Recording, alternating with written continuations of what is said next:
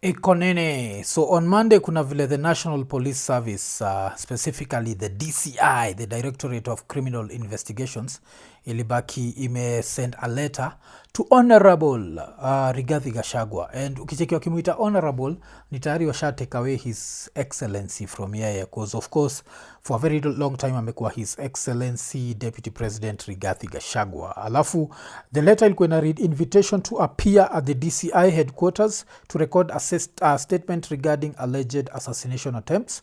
So akasema on October 20th during a public press conference will publicly state that on 30th Kisumu karibu dedishwe, then kasema on September 3rd. So 30th ilikuwa August in Kisumu, September 3rd ilikuwa in Nyeri.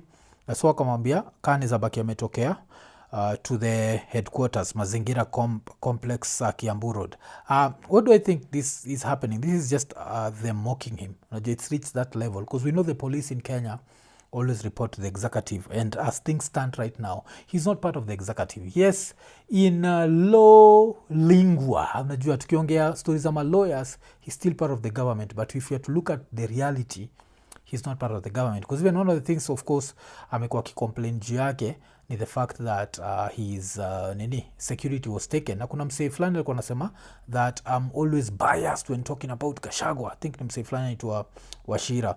Na kitu moja juu yangu na Gachagua, I think I've been very balanced. I felt like the impeachment was unfair, but I still insist that he was very arrogant, and for some time he thought that the government was Rigathi Ruto government, while all along it was a Ruto government. That's why even when we were protesting, kuna sema Ruto must go, and by us saying Ruto must go, we also meant he himself has to go. But wacha to go back to ile time could happen, because alikuwa na complain on Mashujaa Day that his security was taken.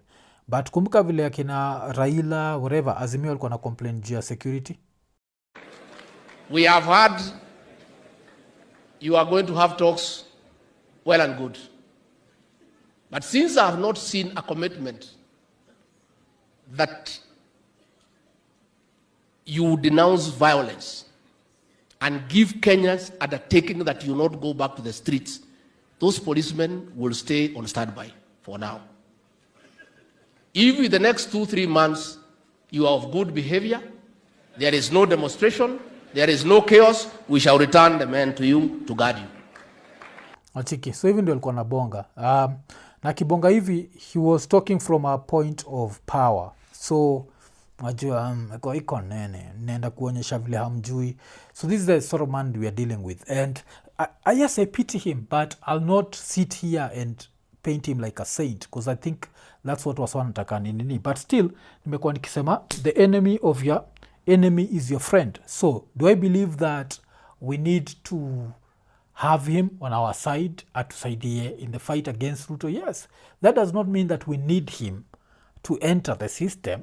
Tunamneed on our side. Even when he's impeached, tunamneed to mobilize a few of those people kama kina Bernard Washira who think he's a perfect guy and an honest man. Tunamneed kuwa convince wabaki wamevote. But still, kitu moja ile nimekam kunotice juu ya Gachagua is like the more you listen to Gachagua, the more you know that he learned how to ply his trade from Ruto. So this is basically Ruto breaking the mirror that reminds him of his ugliness. Unajua kuna kuwaga na hiyo like saying ya walami that you break the mirror that reminds you of your ugliness. Because kuna vile Ruto alikuwa anatembea akisema that anaogopa atadedishwa. That's the same thing that this guy is saying. This guy is saying that hataki kudedishwa. Unacheki, anaomba ile president, oh please don't kill me. This is something that Ruto told nani. Alafu the same thing umse aliambia nani, Gachagua aliambia Ruto that I helped you become president. Ruto alikuwa anaambia Uhuru that I helped you become president. So this is basically a guy like Ruto broke that mirror that reminded him of his ugliness. Wachana na William Ruto. I supported you when you needed a man to support you. If you do not want to support me, leave me alone. Ni kweli ama si kweli? Yes. Yeah. And please, Tuko pamoja bwana? Tunaelewana? Yes. With a lot of respect. Sijui kama tunaelewana. With a lot of respect, my friend, Mr. President. Please, be a decent human being. Kuwa mungwana. Kuwa na shukurani. Sisi ndio tulikusaidia. Wacha kujifanya saizi eti sijui unajifanya nini. Please. Ama niaje, my friend. Sasa eti wewe sasa unaanza kunithreaten mimi. Ati utanifanya nini? Bora usiue watoto wangu. Lakini mimi na wewe tafadhali tuheshimiane. Bora usiue watoto wangu. The same thing ulisikia Gachagua akisema. So these people are cut from the same cloth.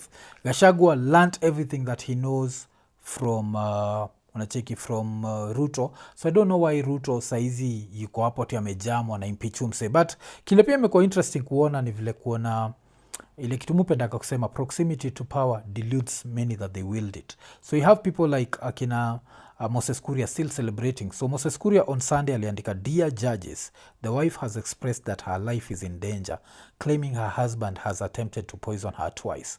Why would you want to endanger her life by returning her on harm's way? Let her go for her own safety. What God has put asunder, let no judge put together." So he basically alikuwa anaenjoy Gachagua. Gachagua amesema Ruto ametrai kumdedisha mara mbili, so anasema Gachagua baki ameishia. No fala ananibamba cause kicheki a few of the things that Ruto has done, like majuzi alikuwa Kwale, akiwa Kwale akasema that it's not only one tribe that fought for freedom. So nacheki, so he's starting to kuonyesha mountain that it's time to move away from you. And mafala kama hawa ni mafala watashtuka. Watamka tu siku moja wako iko nene. Kumezimwa taa. Tuko kwa giza. Tuko msituni. Watabaki wamejipata hiyo time. Cause nikiangalia Gachagua, I always feel like laughing also. Cause kabla hata tu sasa kuna nini, kuna post fulani ya Itumbi alifanya ilikuwa interesting sana juu ya Gachagua. But before that nataka to go back to ile campaign period. Kuna hii video moja msee alibaki amejoke akisema ati Rigiji alikuwa anaogopa kupoisoniwa. Msee aliandika Rigiji before ajue kuna poisoning, kuna siku amerarua mahindi mbele ya Uliam kama kisiagi. Hapo ndio Uliam alimark Rigiji and settled on poisoning him as a weapon of choice. Na ukiwatch hiyo video jo unaona Gachagua jo alikuwa anatafuta hiyo meijo. Campaign mode. This is a future deputy president. Jo anakula mpaka kama vitu zinabaki kwa mdomo. Jo mpaka anatani kwa zile za nene. Nakula hii mahindi. Tafuteni kura. Ruto pia nakula mahindi zingine kwa roadside jo. Mimi time tuko naambiwa la tukua serikali itakuwa ya mama mboga na mama wa kuchoma mahindi. Nakumbuka hiyo time. But sasa wacha tuangalie hii post ya Dennis Itumbi. Because Itumbi did this very long post. And one of the things stood out to me. And so wacha tuanze na number 9. So number 9 of the things that Gachagua had said ni nimemshika makende nitamfinya pole pole till he surrenders. Okay, so that's one of the things that apparently Gachagua was saying about Ruto. Then akasema next year I'll be appointing cabinet. Ye kazi yake itakuwa ni kuannounce tu. Alafu 7, but huyu president, huyu akicheza, I will vie against him in 2027. He either succumbs or faces me at that ballot. Number 6, polisi wangu mbadilishe na muongeze. Number 5, MPs na senators ni pesa tu. Mnipangie constructors na hawa wana biashara from January, we give them targets. Those MPs and senators who don't play our game, tunatafuta competitors mapema, waanze kuwasumbua ground. Alafu number 4, he must give me power. Bado, I'm not powerful. CSs and PSs should be queuing at the gate with deals to offer me. Sio mimi kuwatafuta. So, hii number 4 inaonyesha kuwa CSs and PSs will actually have deals. And basically that's what nani alikuwa anakubali au fanya. Then number 3 ilikuwa I now own the mountain votes. Kuingia hii mlima bila mimi will be impossible. Which is turning out to be true. A lot of mlima people are angry at the president. That's why unachikia hata ma-preachers wameanza kukame out. Alafu number 2 ilikuwa he will come and kneel before me and leave 6.5 billion in a gunia pale kwa ile meza. So I think maybe this is one of the things that they bugged from him. But kitu moja ile Itumbi alibaki amepost na nikasikia kucheka ni number 1. Because number 1 alikuwa ameandika President William Ruto is a coward. I'll demonstrate to you how much of a coward he is. I will drag him on the floor till he raises his hands in surrender. And if you are to ask me, kuna vile Gachagua succeeded in that. And the reason why I feel like Gachagua succeeded in that, if you are to go back to IKONINI episodes za huko kitambo, straight after the elections, like naweza sema maybe episode ya 14th of September or something, you'll hear me talking about Ruto promising us that there was not going to be any mongrel government. Nakumbuka, that was one of the things that alituambia he'll never have a handshake with anyone. Alikuwa nashinda akisema, even that's the reason why ungesikiza Gachagua akiongea, Gachagua alikuwa na bonga juu ya hiyo story that ule mzee tumemwekea mitego kwa kutakuwa na handshake. Wacha to go back to just before the elections. This was on the 3rd of March 2022. By handshake you mean the alliance for those of us yeah. The alliance between what was supposed to be the governing party and the opposition party that ended up in a situation where macheki so according to yeye hakukuwa kunafaa kuwa na any sort of like inajo government kushikana na opposition in any way, and he kept talking about this a lot of times. So vile nimesema, this was still in March. This was way before the elections. Where does it leave us now? It leaves us now the supposed opposition leader has become a puppet of government, and the leader of the ruling party is now a refugee in the opposition. So it's quite a situation. Mecheki. So this was him in March 2022. Alafu the same president akifanya acceptance speech yake pia alienda pa metu remind jo hizi story za handshake na story za ujinga kaa hizo ya taki. Yeye ni William Samoei Ruto, unajua yeye si mtoto wa nini wa Serelak, yeye ni eko nene. Wacha tusikie. Of us who will be working from the executive and the Azimio team who will be working from the opposition.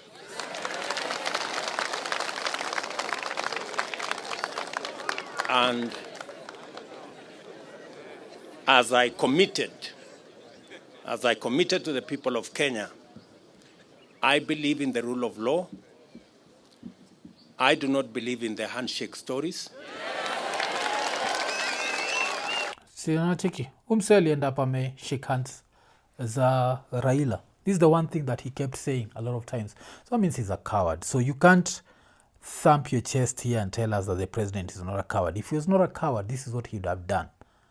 Angesema Z. No to Rigathi, no to Raila. Dissolve parliament, wacha tuende election ingine. Angebaki angeshangaa mbaya sana. But he's a coward. So don't come up and thump chest yenyu. Yes, have you thrown him out? Yes, you've thrown him out. Why? Because the opposition has no principles. Nacheki, that's the only reason. Is Ruto some political genius? No. Whatever Ruto did, I could have done. Any African president could have done.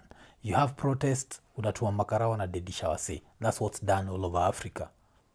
Nothing special. Nothing genius about that. The next thing, ushajua that Raila ni msee, ukimpatia check mzuri, wagana jisahau, kapatia Raila check. So this is not any work of any political genius. A political genius would have been someone who would have been able to quell the riots without killing any protester, quell the riots without letting the opposition join him, and still be able to impeach Gachagua even without the opposition joining the government. What do we have right now? Right now we have a mongrel government, and this is the one thing that Ruto promised us he was not going to give us, and that was a mongrel government. So saizi of course Gachagua itabidi ya kuwe ready 2027, itabidi ya tafune mahindi kwa streets, cause voters wa Kenya pia lazima mjiangalia kwa mira na mjiulize hizi antics za kipumbavu waga zinawa convince aje. Cause Ruto has been doing this for a very long time. Nakunga siku za Ruto kuna moja, yani siku za Uhuru kuna moja ile Ruto ameshikilia kanyama hivi, anadishi kanyama kwa kibanda, story inaisha. Saizi unachiki zile watch anavaa. Hiyo watch Ruto amevaa, unafikiri nataka hiyo nyama ya kibanda karibu. Inzi ya kibanda inaweza haribu hiyo watch. Lakini nyinyi na ujinga zenyu ati juu a certain prophet amewapatia. Mi cheki prophet anafaa kunionyesha vile kudadisha mosquito. Wacheki like vitu ndogo ndogo zile zinafanyaga Wakenya wanakuwa excited and we end up doing these damn things. I don't understand this na happen, but hii ni ya nani, nilikuwa nataka tu kubonga, but sasa what do I think he just needs to go. Mr. Rigathi Gachagua, show up at the Directorate of Criminal Investigations. Hiyo ni area ya Kiambu. If you can get some people on the ground to mobilize, mzajaza hapo kwanza kuonyesha Ruto that you have the numbers and basically take away the mountain from him, and let's see what happens in 2027. But 2027 vile national kisema, the enemy of my enemy is my friend. So in 2027 Rigathi Gachagua is my friend. And why? Cause yeye atakuwa mseto kwa kumwambia sasa nataka uende pale utuambie vile alikusaliti. Alinisaliti mpaka bibi yangu akalia kwa TV. Alinisaliti ga. Alafu situkapo. Tukiangalia inaweza kuwa imeleta kura ngapi? Tunabaki tumecheki zile kura inaweza baki imeleta. But wewe mwenyewe you want change in 2027, you want this perfect leader to come from outer space, then wewe mwenyewe unaweza kwenda kule unakwenda. Sisi tutakuwa hapo tukichukua all the whatever that can help us. Hata nilicheki majuzi nilikuwa nacheka sana, niliona ilikuwa nani mse moja, sikuwa na speech yake, but kulikuwa na speech ya akabuda Linturi kako Rutalidanganya. You got away with a maize scandal. Ulidanganywaje buda jo? Ulikuwa pia na like a case of the big R. Ilo ulipatikana ukiwa uchi umeenda kwa room ya wenyewe. Wewe hufai kuongea. Wewe Ruto alikusaidia. Wewe unafaa kutulia. Kasi hivyo Ruto atapiga simu jo pale DCI. Akule complainant ule alipatikana mtu aliingia akiwa uchi kwa room yake. Tufanyaje? So wewe tulia. Alafu kulikuwa na baba yao. Baba yao alinibamba sana akisema vile walidanganywa na wakadanganywa na church. Alikuwa hapo mpaka anasema tulidanganywa na huyu mtu, tulidanganywa mpaka na kanisa na nini. Cheki vile amebadilika yenyewe jo. Kama kuna mtu amebadilika ni hiyo. Umse kuna vile amevuruga na akavuruga the mountain jo, mpaka the mountain bado iko in dust jo, inashindwa jo kaliendaje. And that's why I still feel like it's time for the mountain in quotes to unite, because the mountain iki unite, I don't think this person can try and change the constitution. And also for our clowns kaki na Kimani Ichungwa, like why would you want this guy to change the constitution if you know how presidents are powerful? Like muliona how Uhuru was powerful, then after Uhuru atoke presidency, this guy could even send the police to go to his house and arrest his son over guns. Nyi wenyewe mulienda up mkiorganize watu waka-invade wakaenda kwa farm ya Uhuru kuiba nini kondoo. Kwa nini mnafikiria this other guy will be powerful forever? He won't be. Najua he needs to change the constitution and change country, everything to a one-party state, and it's going to be really hard to do that. So with that in mind, why would you try to change the constitution to 7 years and make the ground even more hostile for you? And also, you won't win the next election. So nyi wote mna plan kuingia kwa gava, mwandikiwe kama MPs ama nini. By nyinyi namaanisha you as MPs, the probability of a lot of you coming back is next to zero. The only MPs I think who will have an easy time coming back ni my MPs wa Rift Valley, ikikuwa ni Kalenjin Rift Valley, na ma MPs wa Luo Nyanza, because those ones are, unajua, like Luo Nyanza imekuwa na a lot of zombieism, so the zombieism will continue, and I expect wase wa nini wa Rift Valley wataambiwa hii meibaki ya Sudi ni kama meibaki yetu sisi wote, alafu atakuwa atabaki wamerudisha Ruto, because wengi watajui price ya Maybach. Like unafaa kuambiwa jo, like where are the athletics training centers in Rift Valley? Usiniambie jo E10 is still very third world, but right now considering the amount of money that athletics brings to Rift Valley, we should have some state of the art levels of nini. Na kama juzi kuna udem alishinda nini marathon, alafu anaulizwa like coach wako ni nani? Anasema sina coach. Cheki, alijifikisha hapo. Now try to imagine if she had a coach, how far would she take these things? So yeah, that's my 2 cents. Gachagua, You're still not an angel, but you're the enemy of my enemy, so you're my friend. IKONINI.